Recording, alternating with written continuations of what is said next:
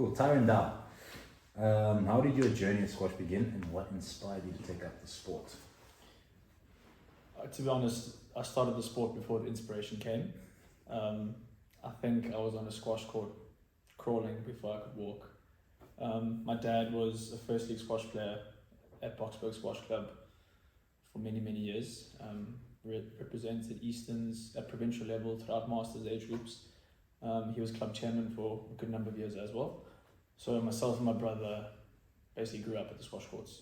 So it just became second nature to grab a ball, grab a racket, and crack on with it.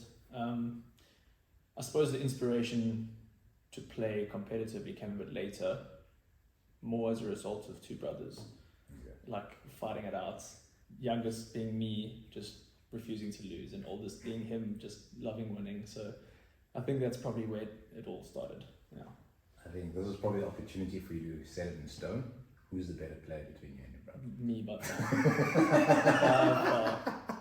By far.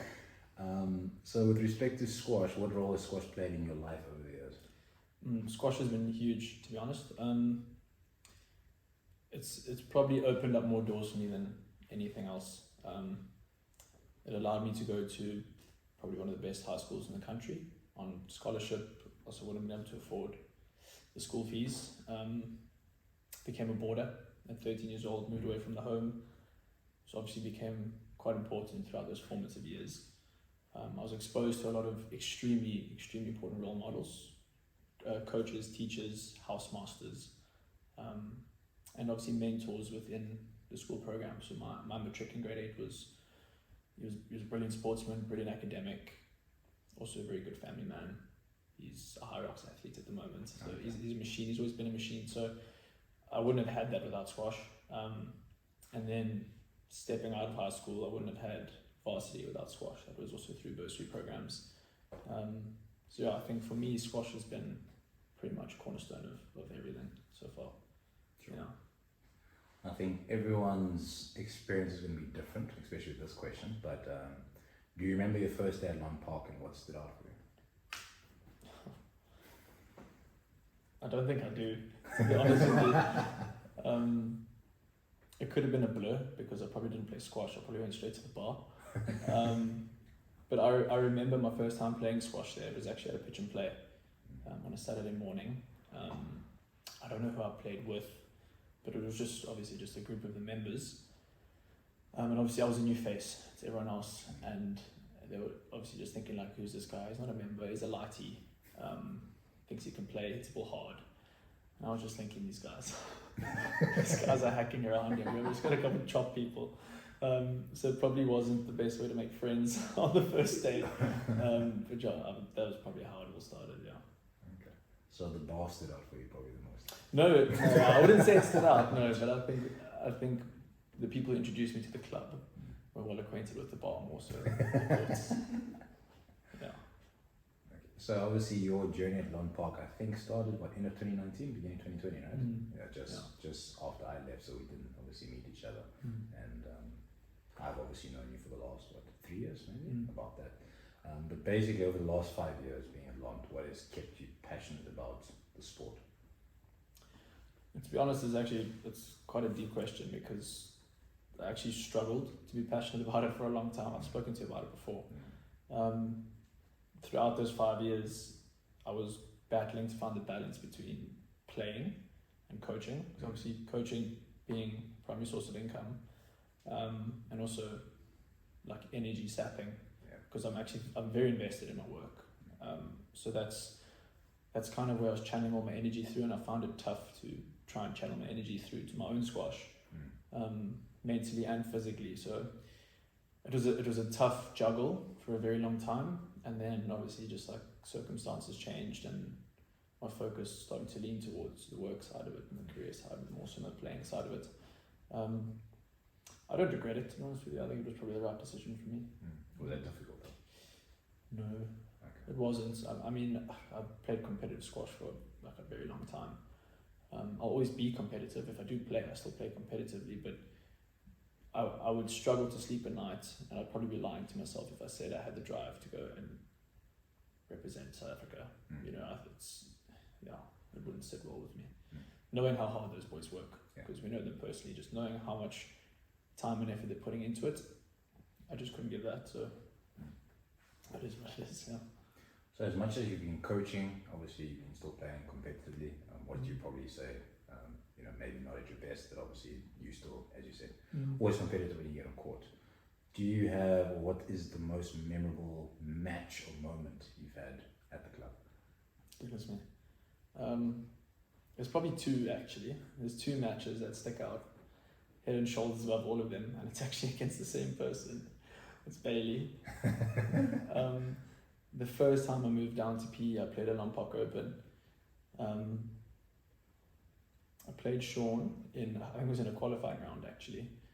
I was unseeded and I was playing up into the main draw. I think we had about an hour and 20-minute 5-setter.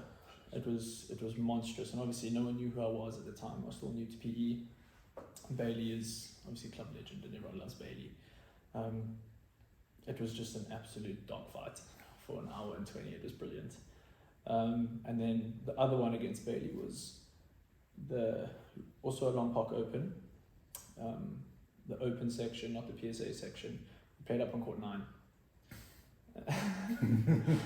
Probably similar story, about hour 20-minute 5-setter. There was blood, there was tears, diving, taxis, flicks, strokes, no lets, the works. It was everything. Lots of chatting between points. It was just brilliant, and I think the club loved it because I don't think they've ever actually seen us playing against each other like that on a main court with cameras and stuff. That was cool. That was probably my favorite one. Yeah. Who won those? Me. So yes, Sean hasn't had an opportunity to defend himself there. So at least we know who got the better of the other at that time. Over the last 5 years, how would you say the club has evolved? While you've had a big part to do with that, but what are the things that stick out to you where you say the club has evolved in terms of people and facilities and just everything?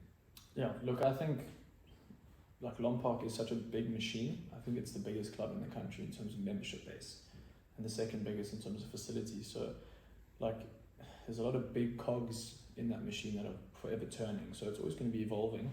But I think for the inputs in the areas that we've had, like we've renovated the bar. Obviously the bar has always been an important part of the squash club. We never had the most welcoming bar, like in terms of the environment.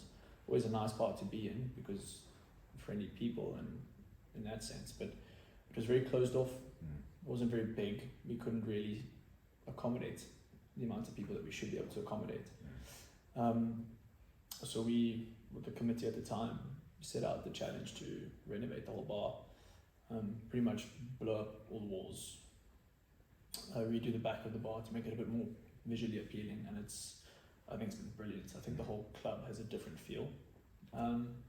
In terms of the work done at the courts, I remember one December, I don't know how many years it was now, probably 2 or 3 years ago. We spent our December, so I think the club closed just before Christmas and opened up second week of Jan. So we had 2 weeks in the December holidays where we literally just took angle grinders and hammers and chisels and sandpaper and anything that we could find that was hard and heavy that could break walls. And we pretty much broke down all the ugly coloured blue walls that we had, exposed the brick. Our maintenance man bought the angle grinder, cut all the marking chairs out, put them to the side of the courts, because it used to be like pretty inconvenient in the middle of the court. And it wasn't pretty to look at. So we spent 2 weeks pretty much playing in the mud and rebranding and refacing that whole complex. And I think if you walk into the complex now, it's actually quite nice. You walk into it and you're like, bloody hell, they've actually done quite a lot of work here. It looks good. You get excited about being there instead of just being like quite dark and dingy and old, because it is an old complex. So it's a struggle to keep it up to date. We've done well, to be fair. Oh, we've done very well. I think with respect to facilities and stuff, you've mentioned you've obviously grown up in Joburg, so you played league there. You've been on Knights tour, so you've obviously seen some of the best clubs in the UK or around the world. You've done Jarvis or Growth Point for so many years, so you've been to so many clubs around the country. What makes Londt Park very special compared to all the other places? Look, yeah, I've played a lot of very special places. Londt Park's obviously different for me because I've been here for so long and it's very homely. But I think everyone who comes to the club has a sense of comfort and homeliness. It feels very normal. Like if you go to Western Province, it's high end, obviously. I suppose it may just be my upbringing, like I'm normal. Yeah. I'm not really used to being in the high ends. So it's very accommodating for people from all walks of life. It's a comfortable space. It is spacious. The people are normally very friendly, normally, unless they've just come off court. So yeah, I think as a whole, it's just very comfortable. Yeah, it's probably the best word to describe it, to be honest. I wouldn't disagree with that. So you say you've been at the club for obviously quite a long period of time. Probably one of the places you've been at the longest, probably for squash member. Yeah. Through or during that time, who have been some of the most influential players or just mentors that you've actually met at the club? It's a difficult question. To be honest with you, probably the guys that I played first league with in the beginning. So Rudy, Sean, Brian, Graham, I'll probably name 4 of them. Also just because married men run their own businesses, look after their wives and children, and manage to balance everything around it and still have time to be at the squash courts. And when they're at the squash courts, they're tough as nails competitors, love nothing more than being there, very approachable, very honest. Just the way they conduct themselves, not just amongst the friend group, but to everyone else around them. I think they've set a really good example for youngsters like me that are coming through at the time. I probably would say them. Yeah. No, I think that's very true. As you said, it shaped you in terms of also decisions that you've had to make. Maybe not to say you put business first, but obviously, you still want to compete, but also, take care of, things at home. So that's obviously been quite important. I've got a small list of achievements, and I said, which are probably... It is small. Small, which are probably incomplete. So I've got here, and these are just things I can think off the top of my head. So EP Men's Captain, Londt Park Club Captain, EP Men's Racquetball Champ, Londt Park Racquetball Champ.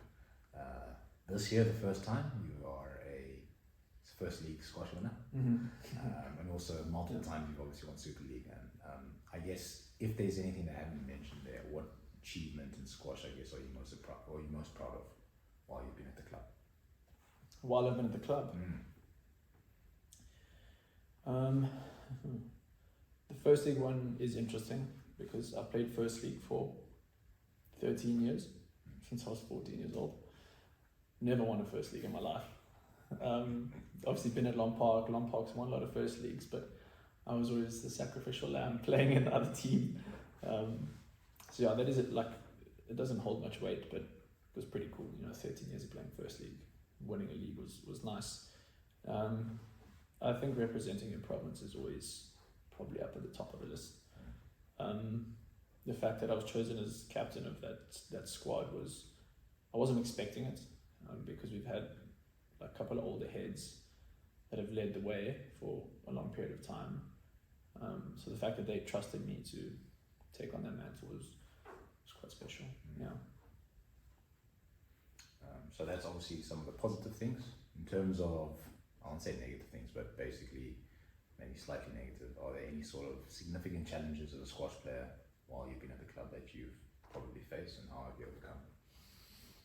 I'm sure COVID was also probably a tricky time. Yeah, COVID was a tricky time. COVID was actually the reason why I moved to Londt Park to coach full time, because I had a job previously that had squash courts at the facilities that I was working out of. And then being a provincial player, we were the first wave of players allowed back at the club. So just from that COVID time, I was spending a lot more time at the club, and I could obviously work throughout that time, which made a big difference to me. I don't know, other challenges, I think I struggled with my body, just my feet. My feet, I just can't use them anymore.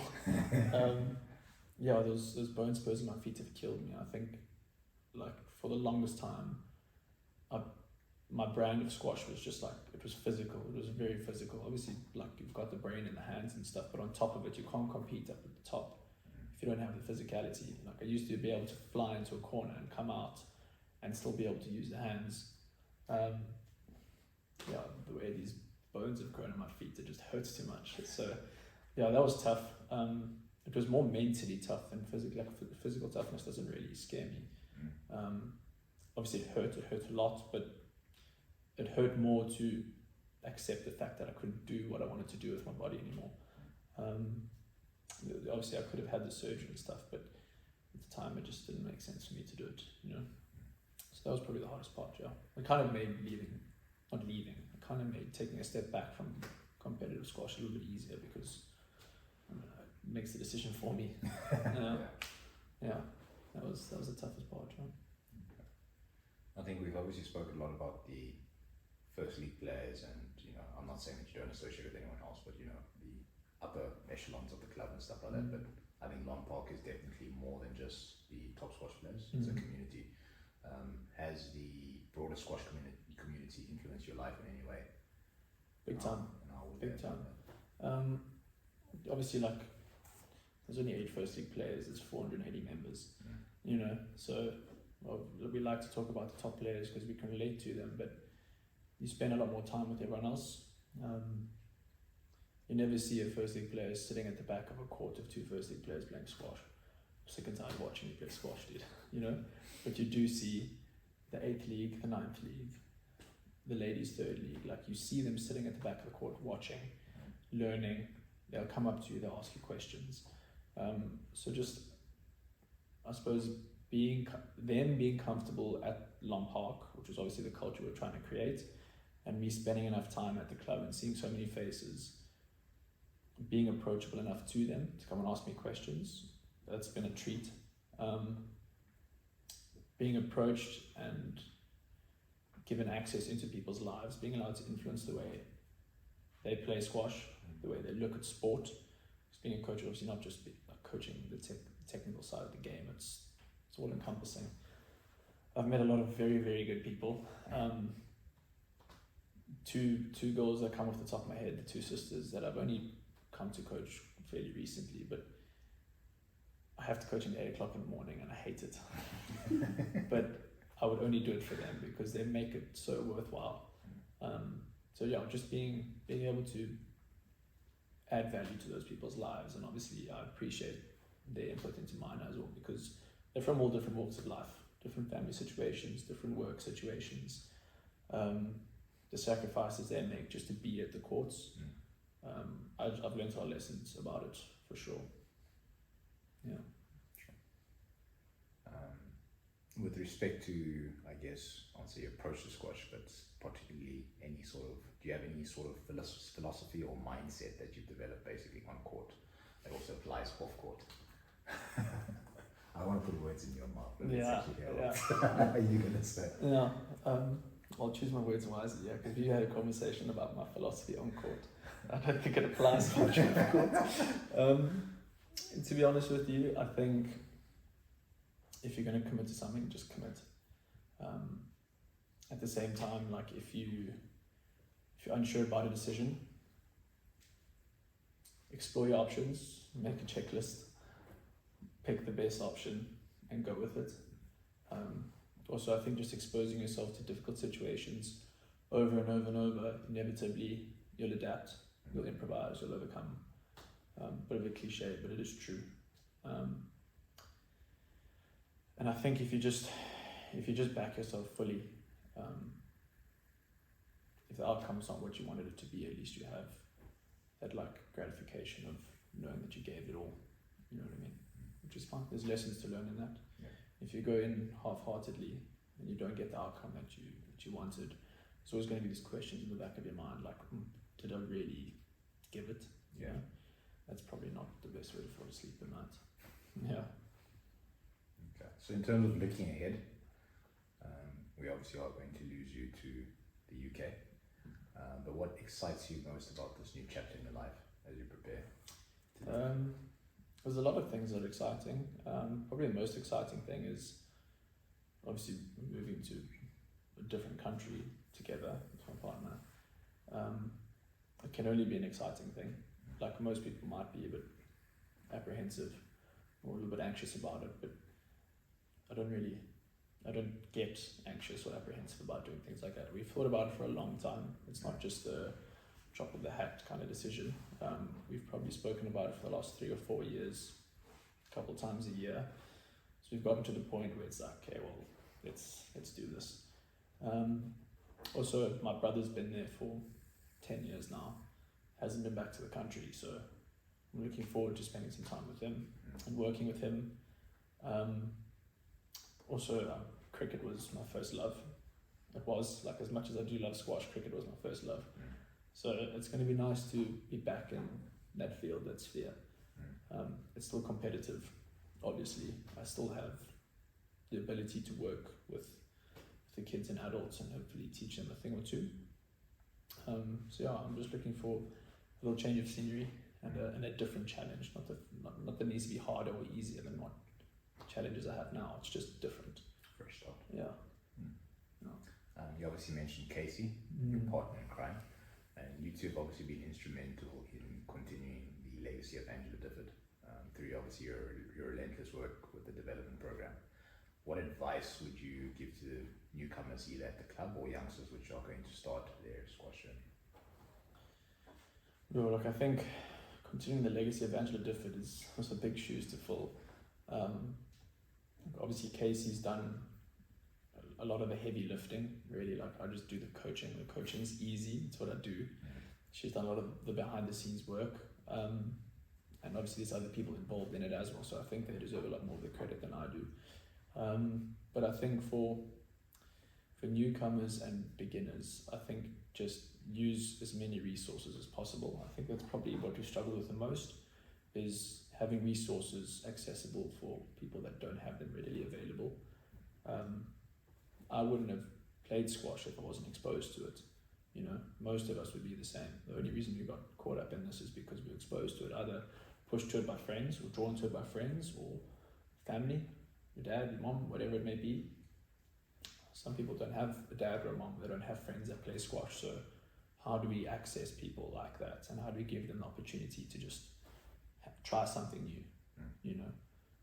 Even if it's not with the intention to make them an SA champion, it's just provide them with a safe space to do something that they enjoy away from every other stress that they have, you know, because a lot of the kids that we work with, like, it's so hard to think about what they are doing day in, day out. So for them to be at the courts in a safe space, with not a care in the world, just laughing and playing, you can't really ask for much more than that, you know? Yeah. I think your memory at the club will be different for many different people. You know, for me, it's obviously, as I said, the first time I met you was on a doubles court, you and Casey. Have a very good impression that I left on Casey, per se. But obviously, you've also been a coach, a mentor, a friend to me. But for others, how would you like to be remembered at this club, Londt Park? I don't know, to be honest. Each to their own, I suppose. I've spent more time with some people and less with others. I'd like to think that I've been approachable and understanding and reasonable throughout my whole time here. If I haven't had the time to spend with someone, I don't expect them to think anything of me. You know, if I've had the time, I'd hope that they enjoyed that time with me. I suppose I just like to be thought of as honest and approachable, and that's probably the end of the story. You know, you can fill in the gaps as you wish between that. Yeah. Okay, this is the last serious question before we get on the fun ones. If you could leave a message for the club and its members, what would it be? I'll leave a tongue-in-cheek message. We probably can't win the best club in PE, but I think we're probably the best club in the country. I think a message to the members. I think we'll always say there needs to be more engagement with the committee. I think the place functions a lot better if everyone's just pulling in the right direction, if there's input from a wider base of people. At the moment, there's a little bit of a disconnect between, obviously there's 450 of them, and there's 10 committee members.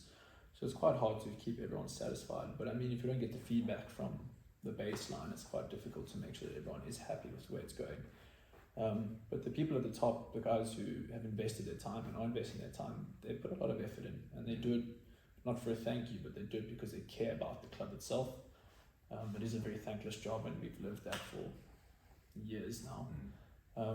So I would say if you feel like you could add value and input, don't be scared to just put your hand up and say something, because it goes a long way. And I think just keep introducing other people to the club, because I mean, I do spend more time there than anyone. And I've probably met, this year alone, I've probably met 50 people that are just knocking on the door, can't get in, and are looking to just play a game of squash. So if I'm not there, hopefully someone is there to let the person in and say, hi, I'm so-and-so, welcome to the club. Like, are you looking for a run? There's pitch and play on a Saturday, pull through, bring your mom and your dad, your sister and your cousin. You know, I think just having that all-inclusive environment, I think it's key, and it comes from everyone, not just a certain select few. Yeah, that would probably be my message to everybody. Okay, so these are the fun rapid fire questions. Rapid fire. So okay. Basically, don't think too much, or I'm sure you will think a lot, but just a quick answer. What's your favorite squash shot? Topspin. Who's the toughest opponent you faced at the club? Rudy Finnicook. Any pre-match rituals or superstitions? No. What's the most bizarre or funny thing that's happened during a match? Tripped and fell. Something that most people don't know about you. Oh, that's impossible. I sleep a lot, dude. I don't know. Your favorite slang word or term? PG. Yeah, whatever. Whatever. Nah. Cats or dogs? Dogs. Best movie or series? Peaky Blinders. Favorite color? Blacker color. I guess so. Black. Yeah. What's your nickname? Tiger. Tiger. That's it. Cool. Done and dusted. Nice. Shut. Wait. Shut. That was nice. Yeah. I was thinking of so many words. So many words.